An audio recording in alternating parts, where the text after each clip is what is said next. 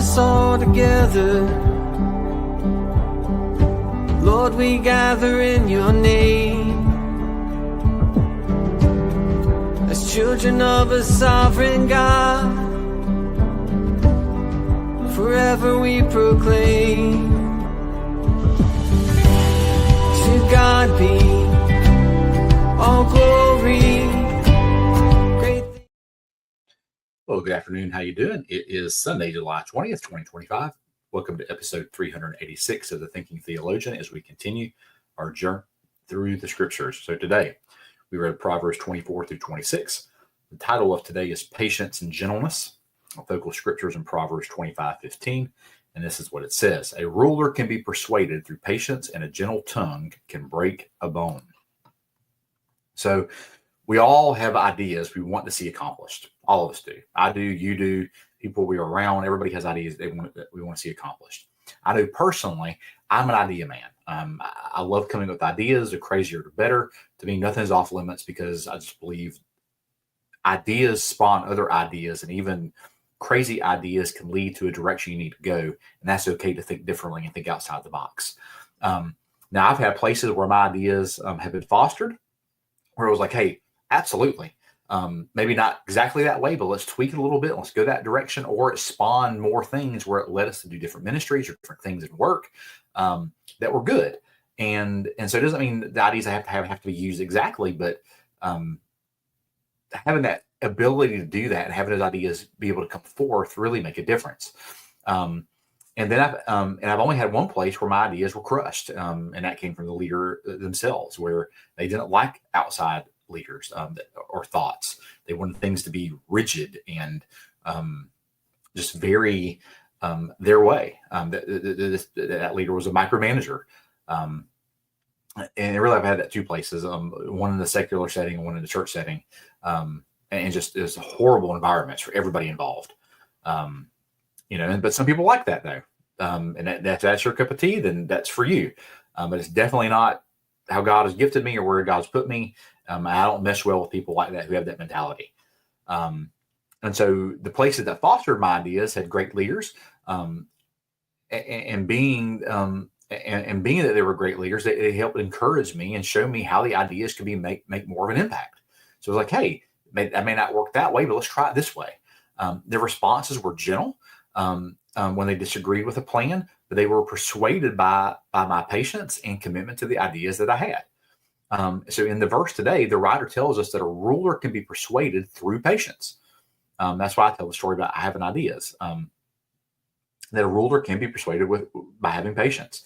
This means that sometimes people in charge need some time to think through and process an idea. And sometimes people do. Sometimes you can't throw too much at them at once. They have time to think about it and work through it. But sometimes there's other leaders who are not in that boat. They don't need time to process. It's just everything's a no because it's not their idea. And so being patient with a leader who is struggling with a plan will almost always lead to change of heart because they see the benefit of letting people express their giftedness. And so that's what good leaders do. Also, when a leader disagrees, they can correct with gentleness. This will ultimately lead to growth and respect from both parties involved. And so that's what happens and how things should work. So what plans do you have today that seem to be getting ignored or rebuked? And so in the one situation where I experienced this, the leader was mean, jealous, and always out to destroy. And anything that was going on, they would say one thing, and they would express this. It happened both in the secular setting and the church setting. These people just didn't like things that were not their idea. And if it wasn't exactly in a lock and step with what they wanted, you were considered out of bounds. You were considered a problem. You were considered all types of issues because you didn't think the way they did. And they couldn't see the benefit of having people who thought differently. They thought everybody had to be on the exact same page instead of understanding that people take different paths to get to the same page. Because we're not talking about salvation here. We're talking about how people process and how people work through things. There's only one way to get to heaven, and that's through Jesus Christ.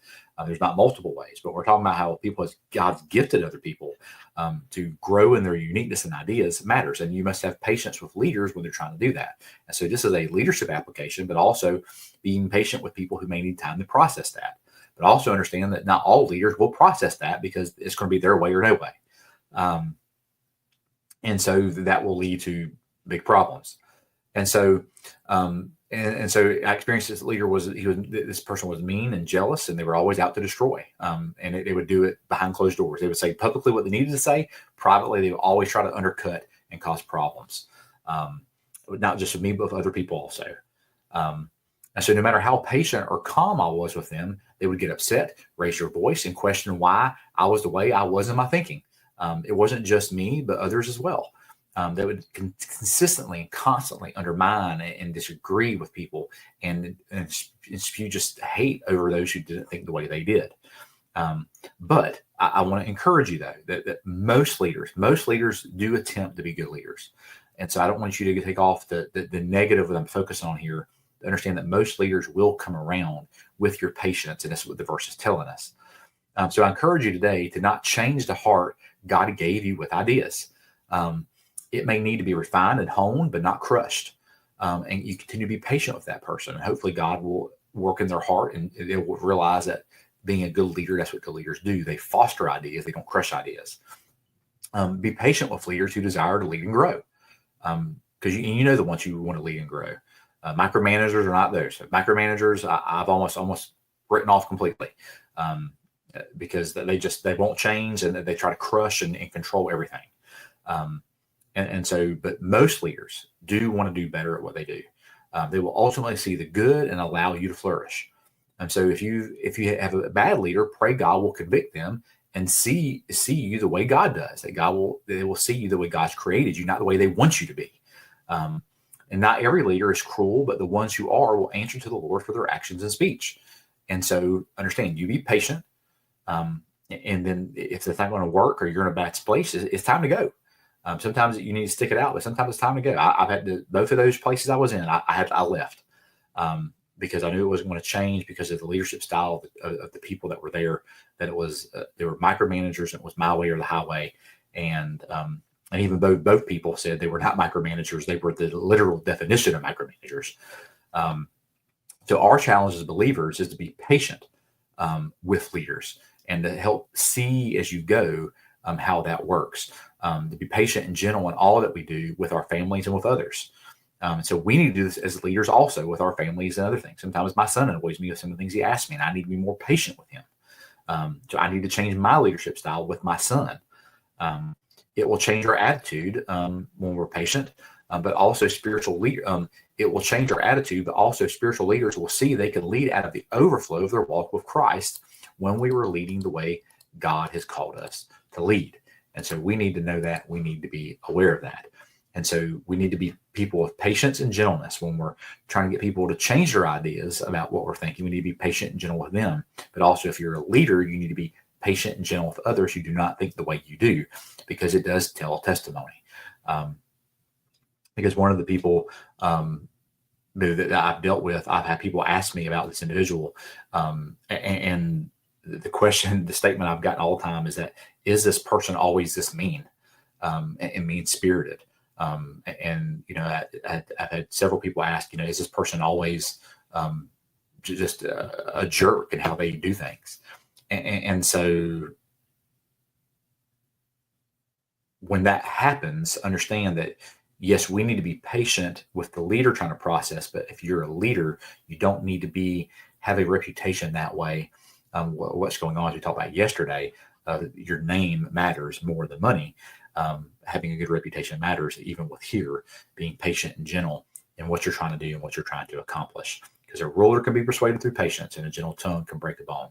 And so there's a way to go about doing these things and doing things correctly. So I know that was long. Hopefully that made sense. And these things make sense in my mind, but sometimes they don't. I wonder if they come out the way I'm intending them to. So thank you for being with us today. Tomorrow we'll be in Proverbs 27 to 29. Have a good day, and I will